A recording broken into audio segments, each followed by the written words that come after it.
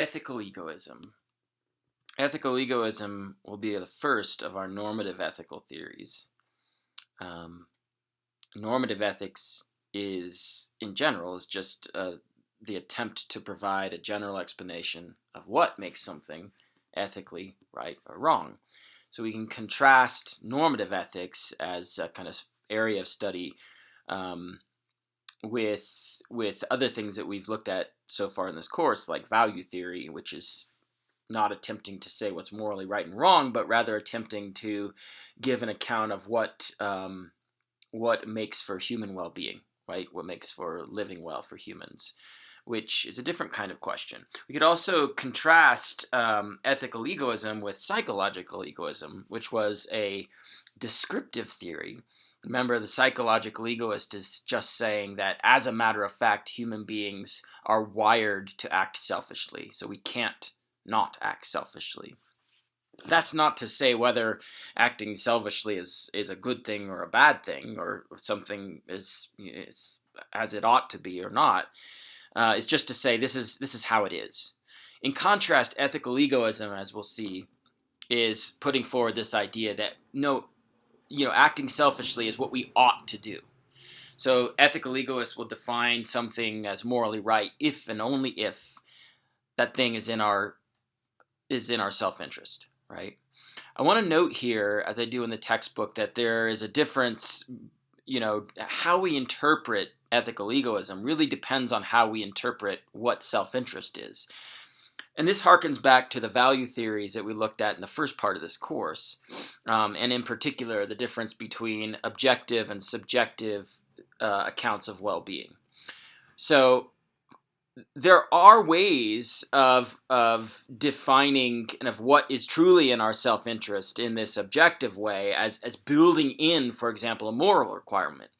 So in Plato's Republic, Socrates tries to argue there for the idea that really if we're acting in our true self-interest, then we are going to be acting morally, right? And he argues kind of against some of the other interlocutors in that text who are basically trying to say the opposite, which is that, no, actually we can live really well and live really unjustly, really immorally, right? Socrates thinks this isn't the case, and he argues that for those who seem to be doing well kind of while living immorally, for example, like, a tyrant or dictator who kind of takes what they want at the cost to others, by harming others, and seems to be really happy, and the tyrant has everything they want. Socrates will say, really, on the inside, this person's kind of soul is disordered, and they're not really living well, and they're kind of their psyche is in this state of disarray. I'm not going to get into the details of that, which we have a little bit earlier in this course, but just want to note that, if you define self-interest in the way that Socrates attempts to define it in the Republic, then it's not such a strange thing that, to say that, to interpret ethical egoism in this way that defines our self-interest kind of more narrowly in terms of doing what's morally right. On the other hand, you could define self-interest subjectively, just in terms of getting whatever it is you desire. And in that way of defining self-interest, then here, of course, the ethical egoist seems committed to the idea that even what intuitively are really unethical actions, like, killing a witness who saw you commit a crime so that you can avoid spending time in prison, doing something like that could be the morally right thing to do simply because it's in your self-interest, right? In this really broad subjective sense of, well, your self-interest is just whatever it is you desire. So if you desire not to spend time in prison, then killing the innocent witness is the thing that morally you should do, right? And that sounds kind of counterintuitive. So given that ethical egoism could have these really counterintuitive implications, we need to think about what are some possible reasons for thinking that it could be correct. And in the textbook, I lay out a couple of different arguments. One is a self-reliance argument that comes kind of loosely from a writer named Ayn Rand. And the argument goes like this. If everyone were to mind his own business and tend only to his own needs, then everyone would be better off. Premise 2. We ought to do what makes everyone better off. Conclusion, therefore, we ought to tend to mind our own business and tend only to our own needs. So the first premise here, this idea that somehow meddling kind of in other people's business ends up kind of doing, causing more harm than good, right, for people. You might question whether that is true, that first premise, but even if you don't, the problem with this argument seems to be the second premise. This one. So think about who's putting forward this argument. It's the ethical egoist, right? And the ethical egoist, again, is trying to argue for this idea that what we ought to do morally is just what's in our own self-interest. But the second premise in this argument, look what it's saying. We ought to do what will make everyone better off. And this ought to kind of raise questions in your mind. So how is it that an ethical egoist can assert that? That seems to be kind of contrary to what the ethical egoist is arguing for. So here's an argument that the ethical egoist is trying to give, where a premise of that argument seems to be inconsistent with ethical egoism. That is, against what the ethical egoist actually believes. So you should see here that this second premise is kind of that the ethical egoist can't really consistently assert this statement, right? You see the conflict. I mean, maybe you think that in general we should do what will make everyone better off. Later on in the normative ethical section, we'll look at some theories that say that. But the ethical egoist, it seems, can't assert that. They're trying to say that what we should do morally is just what's in our self-interest. And what will make everyone else better off is not necessarily what's in our self-interest. So how can an ethical egoist assert that second premise? So the problem there is the second premise seems to be something that, on its face, the ethical egoist cannot herself accept. So let's look at a different argument. I call it the good reasons argument. It goes like this. If you're morally required to do something, then you have a good reason to do it, right? If you have a good reason to do something, then doing it must make you better off. Therefore, conclusion, if you're morally required to do something, then doing it must make you better off. Look at that conclusion. You see how that kind of, in tying together what we're morally required to do and what, is good for us or what makes us better off, what's in our self-interest, in tying those two things together, right, that seems to be accomplishing what the ethical egoist is after, right? Tying together our own kind of well-being to living morally or doing, behaving morally. So what's going on with this argument? First of all, I want you to see that the argument has a kind of logical form. And if you think about the logical form, you'll see that the argument is good. It's a good argument. The form is this. If X, then Y. If Y, then Z. Therefore, if X, then Z. This argument has that form, right? And if you think carefully about it, you can see that, the if-then statements, what's going in there in this argument has exactly this form, right? You can fill in anything you want for the X, Y, and Z here, and the argument will be valid. It'll be a strong argument. For example, if Whiskers is a cat, then Whiskers is a mammal. If Whiskers is a mammal, then Whiskers did not hatch from an egg.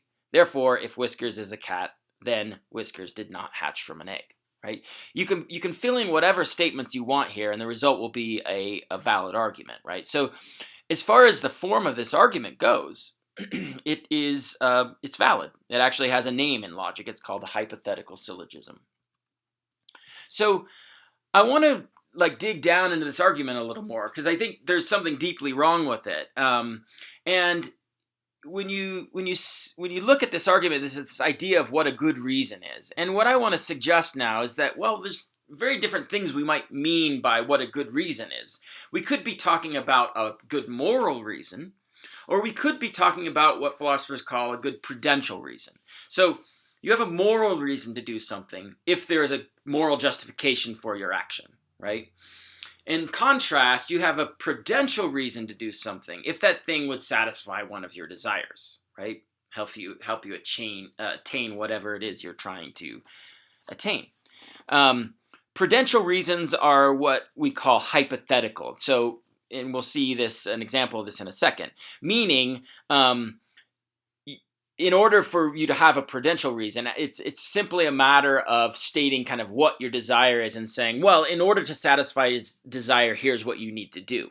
Moral reasons, in contrast, are categorical. They don't kind of tie back to kind of satisfying one of our desires. We think that rather, if we have a moral reason to do something, then you should do it whether or not you want to do it, right? Whether you desire to do it or not is irrelevant, right? So like, if you shouldn't kill innocent people, then even if you have desire to not spend time in prison, and the only way to do that is by killing the innocent witness, then even if you have a prudential reason for killing the innocent witness, right, in order to avoid prison time, you don't have a moral reason, right? So moral reasons are kind of they apply to you regardless of your desires, right? So even if you want to kill the witness, you don't have a good moral reason to kill the witness, right?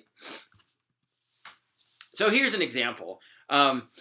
Here is the kind of paradigm case of a prudential reason. You could say, in order to get a promotion, I should be kind to my boss, right? Here we're tying the action of being kind to your boss to your desire to get a promotion, right? The being kind to your boss is the way that you're able to attain what you want, namely the promotion, right? So that's an example of a prudential reason, and you notice that it has this hypothetical character, this if-then kind of character, right? If I want a promotion, then I should be kind to my boss. Moral reasons are categorical in the following way. They don't depend on our desires. You see the difference, right? Here is a prudential reason. It has a hypothetical character, a form.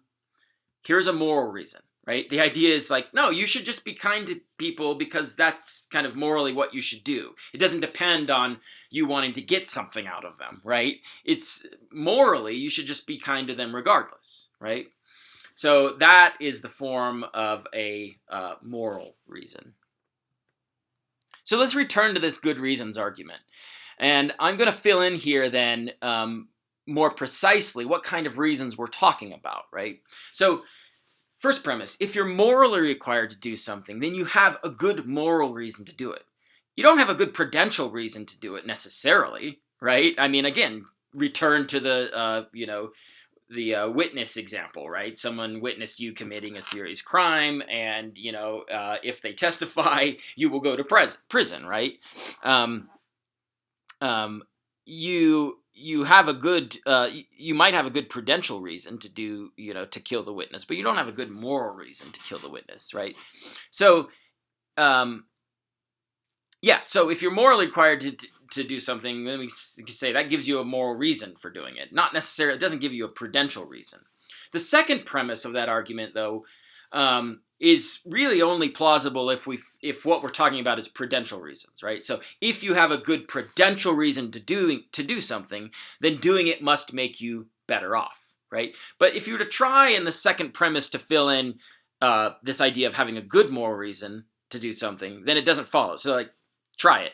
If you have a good moral reason to do something, then it must make you better off? No. You have a good moral reason not to kill the witness, right? And by not killing the witness, they'll testify you and you'll go to prison, right? So going to prison isn't maybe making you better off, right? So it wouldn't follow that if you have a good moral reason to do something, then it makes you better off. Sometimes it doesn't, right? There's a conflict there. But it does follow that if you have a good prudential reason to do something, then it makes you better off, right? So, you can see here then, if we're reading the first premise as talking about moral reasons, and we're reading the second premise as talking about prudential reasons, then this conclusion does not follow. the argument is invalid, right? Because now it doesn't follow. So that kind of if x then y, if y then z, therefore if x then z form doesn't hold anymore, because in inserting what more precisely we're talking about in premises 1 and 2, and noticing that we're talking about this idea of a good reason is actually a different thing in each case, then we can see that the argument is invalid. It doesn't work anymore. This is actually what I'm suggesting here, is that argument commits what's called the fallacy of equivocation. And we can see that clearly if we consider the following kind of silly argument. Children are a headache. Aspirin will make headaches go away. Therefore, aspirin will make children go away. So you notice that this argument has the same kind of form. It has the hypothetical syllogism form. If x then y. This argument does not have that form. But what's going on in it is the same kind of thing, which is that, as I was suggesting was going on in the good reasons argument, which is this. Look at premise 1 and premise 2. You can see that the same word, the same concept, headache, is involved in both premises, right? However, headache is meant in a different, it means something different in premise 1 and premise 2, right? You might say that premise 1 is true, but the only way that premise 1 is true is if what you're talking about is kind of like a metaphorical headache, right? Children can be difficult sometimes, right? It can cause you frustration or whatever. In premise 2, though, what we're talking about is a literal headache, right? Aspirin makes literal headaches, not metaphorical headaches go away, right? So the conclusion here, of course, doesn't follow, because we're using the word headache in premises 1 and 2 in an equivocal sense. We're using the same word with two different meanings, right? Likewise, what I'm suggesting in the good reasons argument is that original version that just uses this concept of a good reason, right? It's using the term good reason in an equivocal sense. It's using it in the first premise to refer to, as we've seen, a good moral reason, and it's using it in the second premise to refer to a good prudential reason. And as we've seen, good moral reasons and good prudential reasons are not the same thing.